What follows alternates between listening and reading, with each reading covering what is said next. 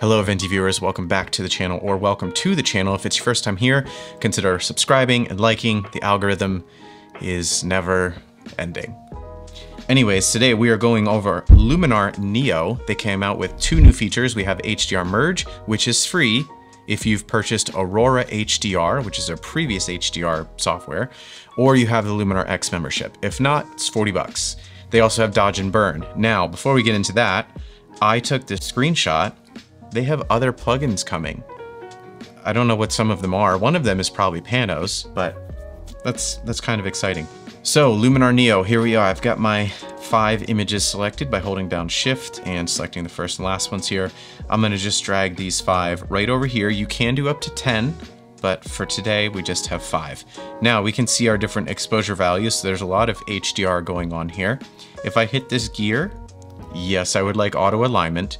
And we also have ghost reduction, which you would want to turn on if there are moving subjects like people, cars, etc. in your photos. And there are definitely moving subjects like people's, cars, and etceteras in these photos. Now we can choose our reference image, which is our base exposure value image, which is why it's 0. That's what we want.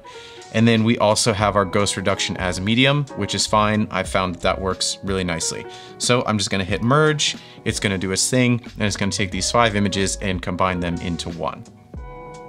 All right, so we have our 5 images here merged. Now it is pretty flat, but it's very HDR. It is pretty blue, but that's an artistic style. I went with more of a cooler neon vibe with the city here.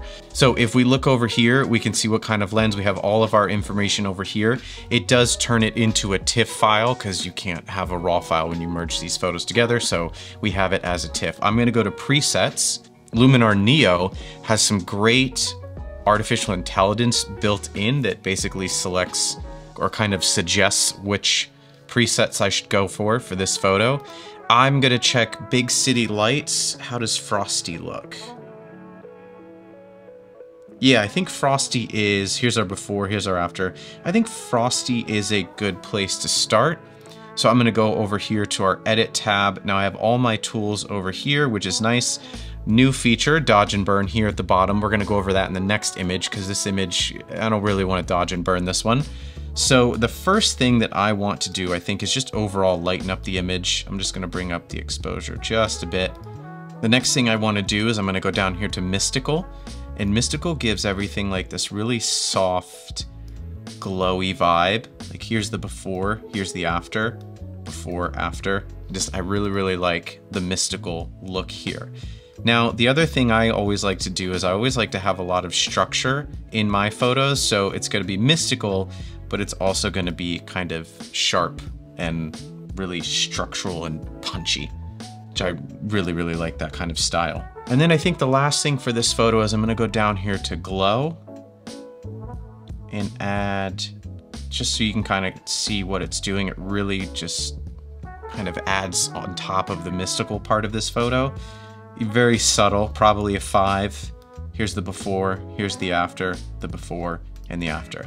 So here's what we started with, right? Very flat HDR image, looks fine. And this is what we ended with. So really nice, quick, subtle adjustments in Luminar Neo with the HDR merging. So I'm gonna go back to my catalog here and I'm gonna go to all photos. Now I'm gonna select my 5 images here of falling water, which is in my home state of Pennsylvania. So we're gonna take all 5 of these images, same thing. We're gonna put them right there. And we have a little less HDR here because it wasn't as dramatic as the city. We're going to go here. And luckily it remembers my last settings from the city photo. So yes, auto alignment, ghost reduction, and we're gonna hit the gear and hit merge. All right, presets. Now for this one, it suggests urban style, nature, and scenery. Let's see what scenery has. Maybe just a fast fix. Yeah, I think fast fix is enough. So let's go over to our edit tab here. Now, the first thing I want to do is play with the color. So I want to take a lot of the greens out.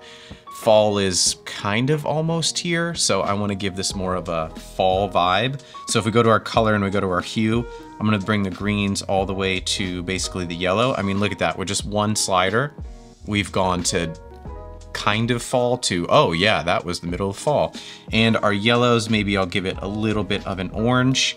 Go to the saturation and bring the orange down a bit, just so it's not so obvious. And there is some blue in the water here that I want to take out, so I'm just going to drag that saturation of the blue all the way down. So this is what we started with. This is what we have so far. Now, dodging and burning. Let's take a look at to what that actually is. So I'm going to leave the amount at 100. So it's going to be pretty strong here, just so you guys can see. So I'm on lighten right now. I'm just going to streak right across the sky there.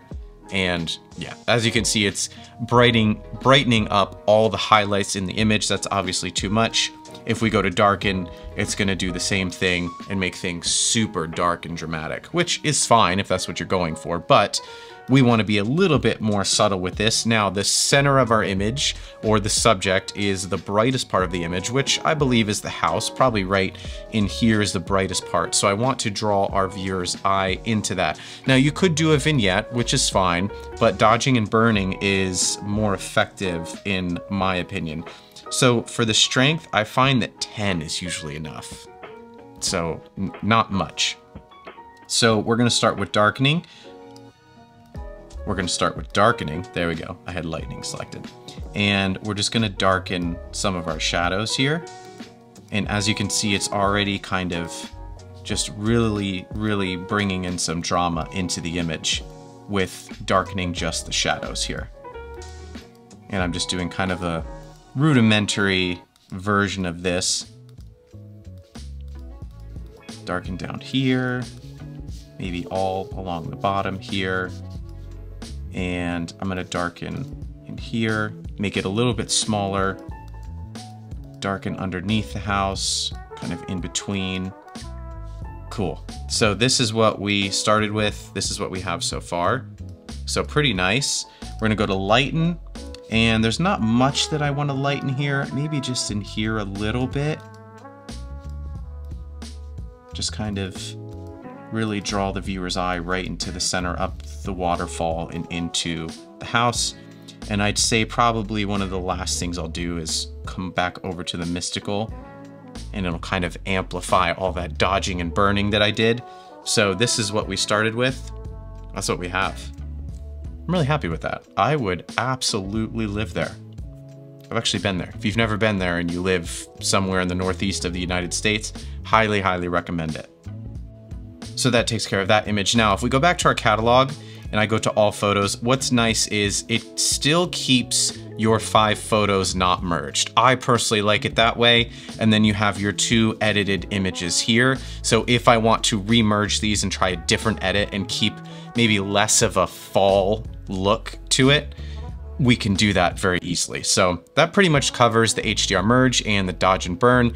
Thanks for tuning in. Hopefully you found this video helpful. Don't forget to like and subscribe, and I'll see you in the next one.